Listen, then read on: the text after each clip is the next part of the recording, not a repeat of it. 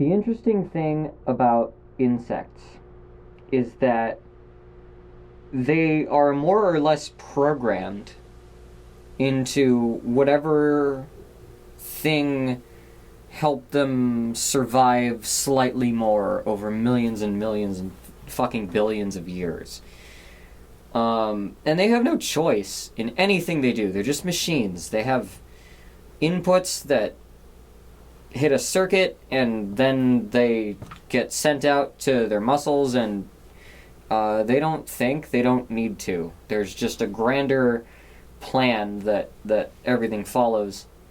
And I think when people see ourselves as that, they envision this grander plan that we're all meant to be following. And basically, like, anytime that anybody talks about that kind of shit here, they're talking about, like, DNA. There's a thing called epigenetics. Your existence is basically just like an infinitely fractaling, repetitive pattern that's constantly trying to push a new frontier, but always trying to deal with the same bullshit. And as an individual experience that is rendered from this fucking script, there's different degrees of control that we have. But we're only given all of those degrees of control that we have because it's what that fucking fractal code serpent needs to survive, just to be able to zoom in a little bit closer to the next fractal.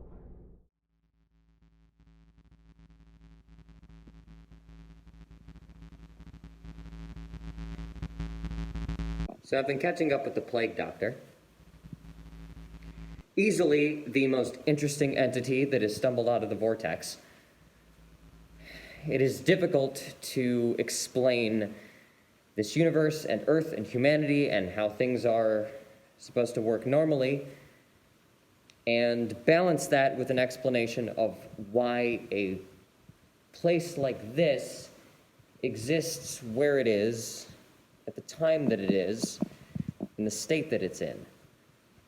Which is a difficult thing to explain even to people here, let alone an interdimensional universe hopper. I don't know if I am the best spokesperson for humanity and Earth and the things that we got going on right now. I feel like there's a lot of interesting stories to tell, and our story is pretty particular. And I don't know how representative it is of anything, but someone showed up willing to listen, and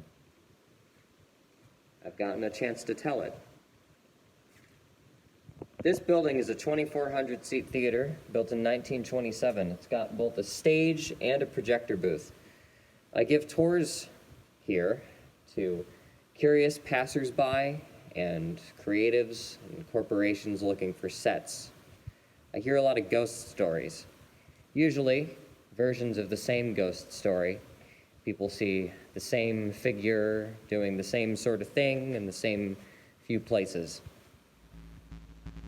I also hear about technical difficulties and mishaps from film crews, things taking a little bit too many batteries or takes or effort in general than you would expect. The footage always ends up being worth it, though. That's what I'm told. I've heard a lot of contract construction workers lamenting the curse. So I feel like a lot of people around this building have a general vibe of what happens here. Whether it's little gremlins springing out of the vortex, a raw force of chaos, the wrath of God, or ghosts. Maybe it's just that you gotta be crazy enough to come near this place, that being susceptible to these kinds of experiences is something that comes with the territory. Maybe it's that this place is so foreign to the average onlooker's eyes. You're not used to seeing the patterns of a medieval Spanish castle decaying into an industrial skeleton. And when your eye sees things it's unfamiliar with, it fills in the gaps with what it's used to. But regardless of how anyone can explain their own experience, that's not the significant part. It's that they leave asking why, looking for an explanation. And it's the frequency that these experiences happen at all. That's the significant part. I have a lot of questions for the plague doctor. And until I get any solid answers, I think it's a combination of all of those factors and more crossing each other, intersecting each other to create some strange crossroads of experience. And since you're here, is there anywhere you want to go?